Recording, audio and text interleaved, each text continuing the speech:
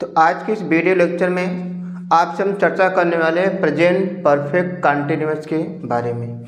Present perfect continuous का मतलब होता है कि जिस क्रिया के या जिस वाक्य के अंत में समय के साथ रहा है, रही है, रहे हो, रहा हूँ ऐसे कुछ भी पहचान आए तो वह टेंस हमेशा कहलाएगा प्रेजेंट परफेक्ट कंटिन्यूअस। चाहे ये पहचान आए या कुछ ऐसी भी पहचान होती है कि जिस क्रिया के अंत में ता रहा है, ती रही है और ते रहे हैं। किसी भी क्रिया के अंत में समय के साथ रहा है, रही या रहे ऐसी कुछ पहचान दे, या जिस वाक्य या जिस क्रिया के अंत में ता रहा है, ती रही है, ते रहे हैं, कुछ ऐसी पहचान आए तो टेंस कराएगा हमेशा प्रेजेंट परफेक्ट कंटिन्यूअस। इसमें जो कार्य होता है कि कार्य भूत से वर्तमान क्या हो, जारी। इसका मतलब कार्य भूतकाल से शुरू है और अभी तक क्या हो रहा है, जारी है, तो वह टेंस कहलाती है प्रेजेंट परफेक्ट कंटिन्यूअस। इसकी सहायक क्रिया होती है has been, have been. Has been और हैव बीन के बाद क्या आएगा, वर्ब में आईएनजी लगाएंगे आप, वर्ब में आईएनजी। यदि किस निश्चित समय रहे, निश्चित समय का मतलब होता है कि कोई पॉइंट ऑफ टाइम दिया हो। पॉइंट ऑफ टाइम का मतलब कि 2 बजे किसी दिन का नाम है। अभी हम बताएंगे आपको कि कौन से निश्चित समय होते हैं। तो किसी पॉइंट ऑफ टाइम के साथ आप हमेशा सिंस लगाएंगे और जिसकी हिंदी क्या होती है, से। क्या होता है, से। तो जब से आएगा तो उसकी अंग्रेजी सेंस लगाइए या फार का प्रयोग करिए। और फार का प्रयोग किसके लिए करेंगे, जब अनिश्चित समय होगा। इसका मतलब कि पीरियड ऑफ टाइम के लिए फॉर और पॉइंट ऑफ टाइम के लिए सेंस। सेंटेंस को रखने का स्ट्रक्चर होता है, जब सेंटेंस अफर्मेटिव रहेगी तो सबसे पहले आपको सब्जेक्ट हैज या तो हैव। लास्ट वीडियो में बताया था कि किस प्रकार के सब्जेक्ट के साथ हैज का प्रयोग करेंगे और किस सब्जेक्ट के साथ हैव का प्रयोग करेंगे। यदि वीडियो आपने नहीं देखा है तो अब इसकी वीडियो की लिंक डिस्क्रिप्शन बॉक्स में गिवन है, जाकर अच्छी तरीके से वीडियो को देखिए और समझिए कि किसके साथ हैज का प्रयोग करना है, किसके साथ हैव। उसके बाद आपको बीन लगाना है, जो वर्ब रहेगी उस वर्ब में क्या लगाना है, आपको आईएनजी। यदि कोई निश्चित समय हो तो सेंस का प्रयोग करिए, यदि अनिश्चित समय हो तो वहाँ पर क्या लगाइए, फार का प्रयोग। और जो आपकी समय दिया रहेगा उसको आपको लगाना है, वाक्य अंत में करना है फुल स्टॉप। यदि वाक्य नेगेटिव हो तो सब्जेक्ट हैज या हैव किसी एक को लगाएंगे। हैज या हैव के तुरंत बाद क्या लिखेंगे, नॉट। उसके बाद बीन, वर्ब में आईएनजी लगाएंगे। सिंस या फार किसी एक को लगाएंगे, जो समय आएगा उस समय के अनुसार। प्रश्नवाचक वाक्य रहेगा जब क्या से वाक्य शुरू हो तो आप हैज या हैव किसी एक को लगाएंगे। उसके बाद सब्जेक्ट, पहली जो सहायक क्रिया है उसको सबसे पहले करेंगे। उसके बाद जितनी भी सहायक क्रिया बचेगी उसको हमेशा सब्जेक्ट के बाद करना है। तो सब्जेक्ट बीन, वर्ब में आईएनजी, सेंस या फॉर लगाकर इस तरीके से करेंगे और वाक्य के अंत में क्या लगाएंगे, प्रश्नवाचक चिन्ह। मैंने एग्जांपल दिया कि WH, यदि कोई WH से वाट, वेन, वाई, हाउ ये सब दिया है तो उस WH वर्ड को लिखकर फिर सहायक क्रिया लगाएंगे किसी एक को। उसके बाद सब्जेक्ट। इस तरीके से करने के बाद क्या करेंगे, वाक्य के अंत में फुल स्टॉप। मैंने आपके सामने एग्जाम्पल दिया हूँ, मैंने कहा कि मैं रविवार से स्कूल जा रहा हूँ। इसका मतलब कि रविवार बीत गया है और मैं रविवार से स्कूल चलना शुरू किया हूँ और अभी तक स्कूल क्या कर रहा हूँ, जा रहा हूँ। जब वो कार्य भूत से वर्तमान काम क्या हो, जारी। इसका मतलब कि कार्य भूत से शुरू है और वर्तमान तक अभी जारी हो तो वह कहलाएगी प्रेजेंट परफेक्ट कंटिन्यूअस, या उसकी पहचान रहेगी समय के साथ रहा, रही है, ये सब। तो देखिए, मैं रविवार से स्कूल जा रहा हूँ। यदि मैं यहाँ से रविवार से हटा दूँ और मैं कहा कि मैं स्कूल जा रहा हूँ तो वो बन जाएगी कंटिन्यूअस। लेकिन यहाँ पर दिया है कि समय, कि मैं रविवार से जा रहा हूँ तो आई। अब आई के साथ मैं बताया था कि आपको क्या लगाना, हैव बीन। उसके बाद जब आपकी वर्ब रहेगी उस वर्ब में क्या लगाएंगे, आईएनजी। तो गोइंग,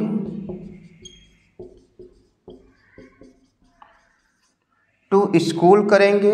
अब समय दे दिया रविवार से। अब से के अंग्रेजी या तो सिंस आएगा या तो फार आएगा।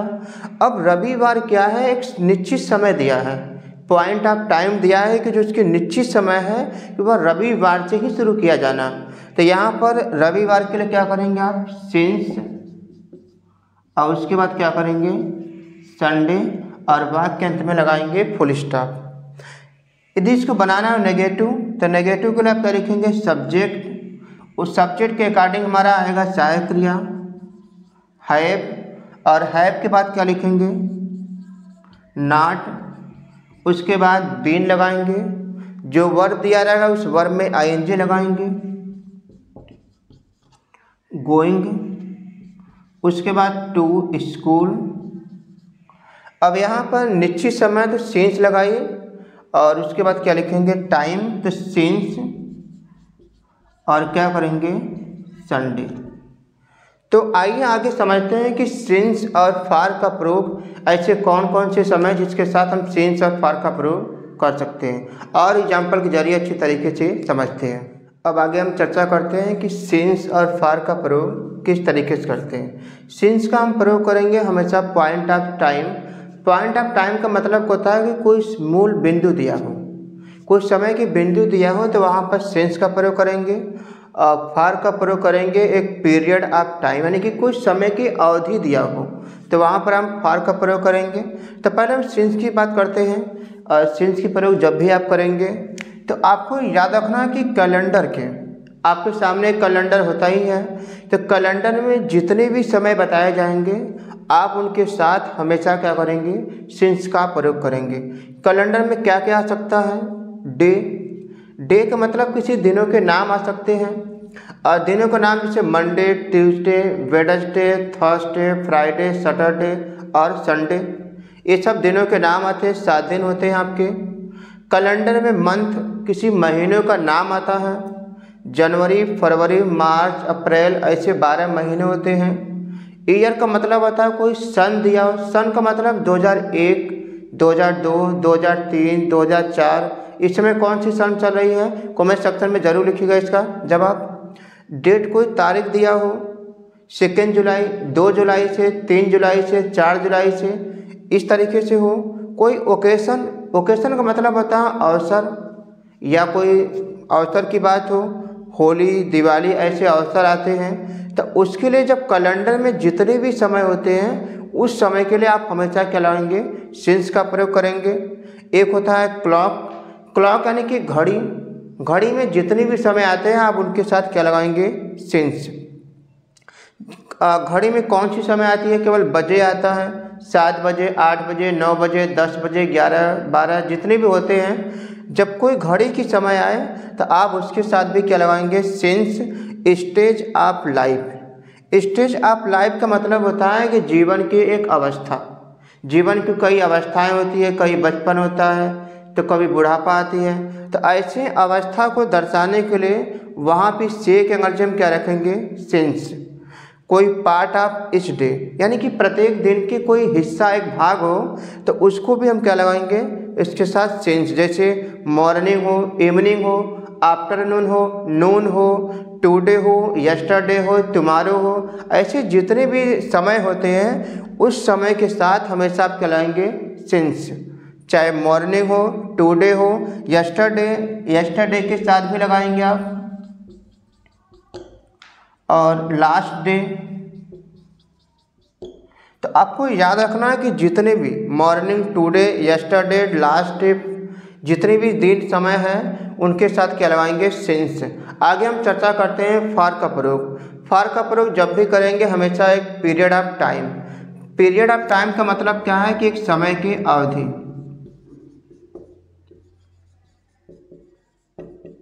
समय की अवधि होती है। और ईयर का इसमें आपको लिखा गया है, लेकिन इसमें कोई सन दिया है, लेकिन यहाँ पे कोई एग्जैक्ट बिंदु नहीं देगा टाइम की, बस वो देगा कि 1 साल, 2 साल, 3, 4, 7 साल, 5 साल, 6 साल, ऐसे। उसकी कोई समय के मूल बिंदु नहीं बताएगा।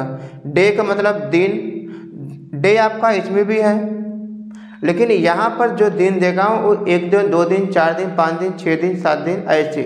तो कोई एक समय की अवधि देगा कि उस काम क्या हुआ, उस समय से चालू है और अभी तक हो रहा है। मंथ का मतलब महीना होता है, 1 महीना, 2 महीने, 3 महीने, 4 महीने, इस तरीके से। हावर मीन्स कहती है घंटा, 1 घंटे, 2 घंटे, 3 घंटे। जब कोई समय की अवधि दिया हो तो उसके साथ आप क्या लगाएंगे, फार का प्रयोग। जब आपके इतने समय आएंगे तो आप हमेशा क्या लगाएंगे, सिंस। अब आगे कुछ एग्जाम्पल के जरिए अच्छी तरीके से समझते हैं कि सिंस और फार का प्रयोग कैसे करते हैं। अब आगे चलते हैं, कुछ एग्जाम्पल के जरिए समझते हैं। मैंने आपके सामने एग्जाम्पल दिया हूँ। पहला कि मैं सुबह से क्रिकेट खेल रहा हूँ। किसी भी सेंटेंस को बनाने के लिए आपको सबसे पहले ये 3 वर्ड पता होना चाहिए, सब्जेक्ट, वर्ब और ऑब्जेक्ट। तो यहाँ पर सब्जेक्ट को हम पता करेंगे कौन से, तो मैं सुबह से क्रिकेट खेल रहा हूँ। कौन खेल रहा है, मैं, आई। आपको बताया गया है कि सब्जेक्ट जब आई रहे तो हमेशा क्या लगाएंगे, हैव। सेंटेंस अब जो कि आपके अफर्मेटिव है तो यहाँ पर आप बीन का प्रयोग करेंगे। बीन को लगाने के बाद जब आपकी वर्ब रहेगी, उस वर्ब में आपको क्या लगाना, आईएनजी। याद रखना कि वर्ब में आईएनजी, तो प्ले मीन्स क्या होती है, खेलना, प्लेइंग। और वर्ब के बाद क्या आएगा, ऑब्जेक्ट। तो क्या खेल रहा हूँ, क्रिकेट।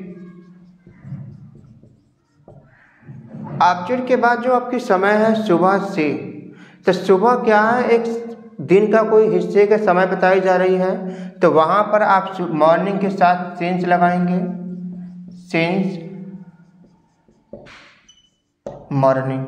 आप चाहें तो मॉर्निंग के पहले द का प्रयोग कर सकते हैं, सिंस द मॉर्निंग या सिंस मॉर्निंग। आपके दोनों सेंटेंस कराएंगे, करेक्ट हो जाएंगे। मैंने और आपको एग्जाम्पल दिया है कि वह रविवार से किताब नहीं पढ़ रहा है। अब ये वाक्य आ गया नेगेटिव, तो पहले हमें चाहिए सब्जेक्ट। तो कौन अब किताब नहीं पढ़ रहा है, वह, ही के साथ क्या लगाएंगे, हैज। क्योंकि नेगेटिव है इसलिए नॉट हमेशा पहली सहायक क्रिया के बाद लगाएंगे, नॉट। उसके बाद बीन, और उसके बाद रीड मीन्स क्या आती है, पढ़ना। वर्ब में क्या लगाएंगे, आईएनजी। वर्ब के बाद क्या आएगा, ऑब्जेक्ट। ऑब्जेक्ट हम पता करेंगे क्या और किसी से, तो क्या नहीं पढ़ रहा होगा, किताब, तो बुक। और कब से, रविवार। अब रविवार किसी कैलेंडर में आती है कि किसी और समय में, कैलेंडर में आती है। तो जितने भी कैलेंडर के समय होते हैं उनके साथ हमेशा आपको क्या लगाना है, सिंस। तो सिंस, और क्या करेंगे, संडे है तो संडे, और क्या लगाएंगे, फुल स्टॉप। मैंने आपके सामने और एग्जाम्पल दिया। मैंने इसी वाक्य को ऐसे कहा कि क्या वह रविवार से किताब पढ़ रहा है। जब आपकी सेंटेंस क्या से शुरू हो, तो जो आपकी सबसे सहायक क्रिया पहली है उसको वाक्य में सबसे पहले करिए, हैज।